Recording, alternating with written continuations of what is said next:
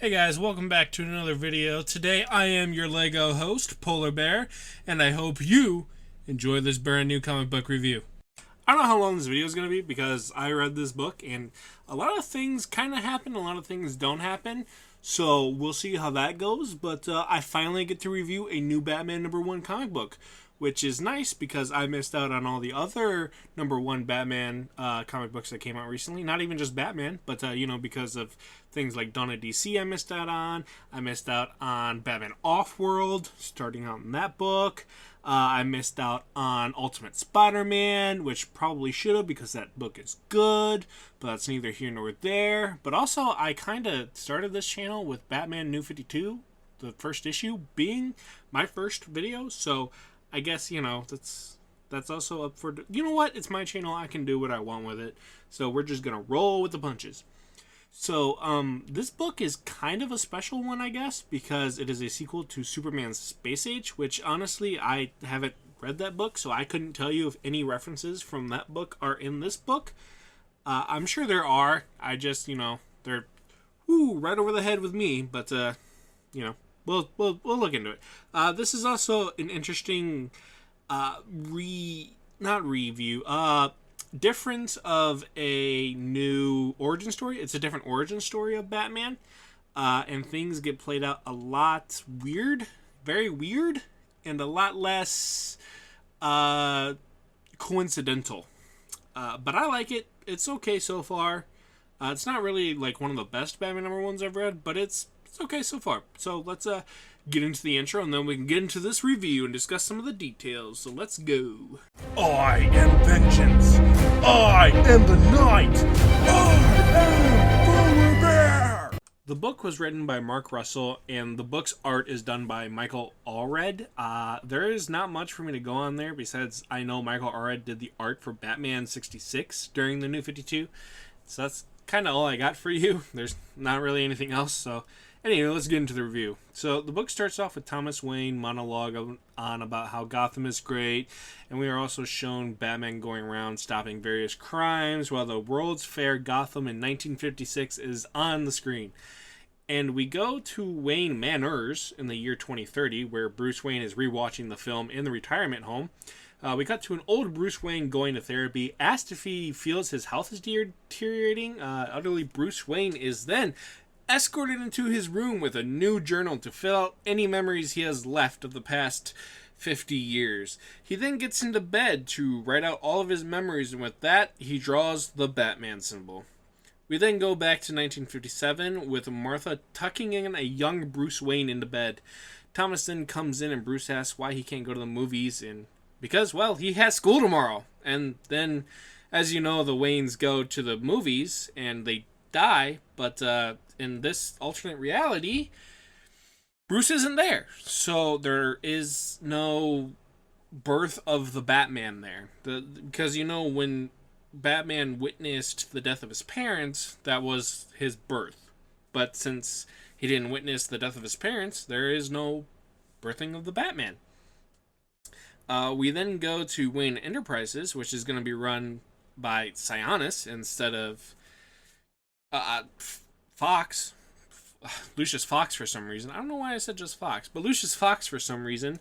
Which, if you know, Sionis is either, well, it doesn't say it doesn't say if he's Roman Sionis, which, if you know, Roman Sionis is the Black Mask.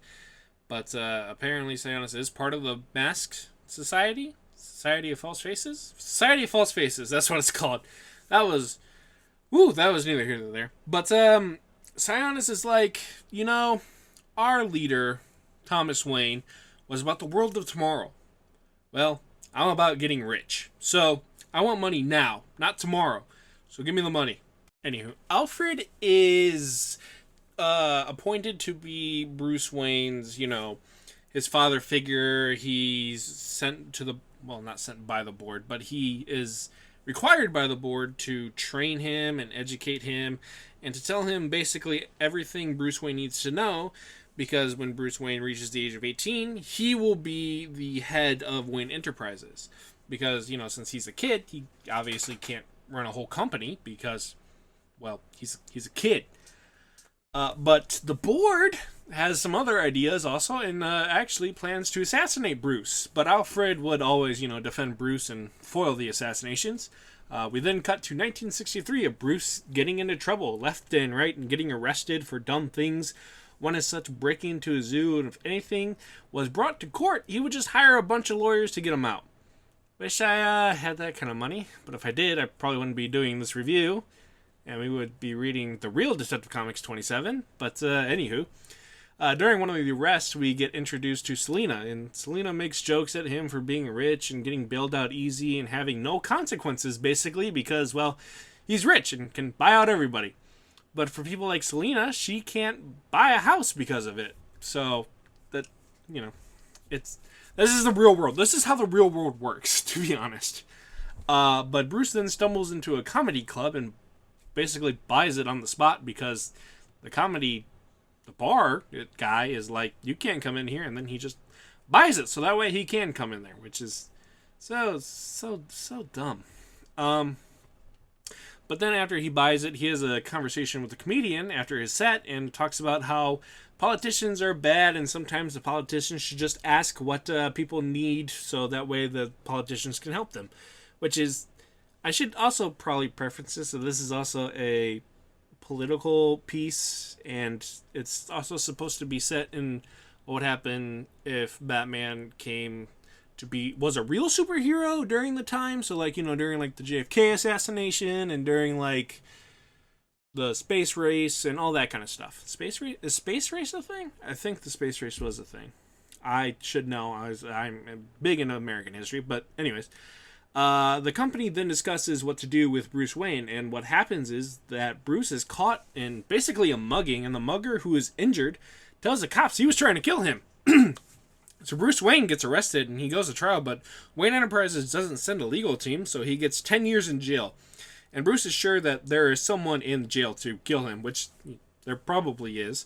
With the end of that, we go to Wayne Enterprises, where the Pariah is now the head of Wayne Enterprises, and with that, we end Batman Dark Age, which had 2 pages of Batman and a lot of Bruce, but basically this is a world if with how history played out, like I was saying earlier. Batman would truly be in this time period. It was interesting. It's an interesting idea, but honestly, it's more of a political piece, and I'm kind of into that, mainly because, I read recently Batman, what's it called? The 10 Nights of the Beast, and that was very dated and very political about the space race and Operation Star Wars, so I don't know if I'm actually going to review that comic book. I mean, it's Jim Starlin. Everything Jim Starlin writes is basically dated. But I mean, it was a cool story. I enjoyed it. But this isn't about this. This is about Batman Dark Age. I'm going to finish the series. We're going to review all the issues of the series. So I hope you guys are looking forward to that. I would give this comic book about 7 out of 10 Lego Bats. Just because it was fun in terms of how interesting it was kind of eh. Would I recommend you pick it up? Sure, if you enjoy Batman like I do, pick it up. If you don't, then you could probably skip over this issue or wait for the trade to come out so you could read the whole thing when it's out. But I hope you guys enjoyed the video. Please like, comment, and subscribe. And please let me know what you guys think of Batman Dark Age down in the comments below. And with that, until next time, don't forget, keep collecting what you like.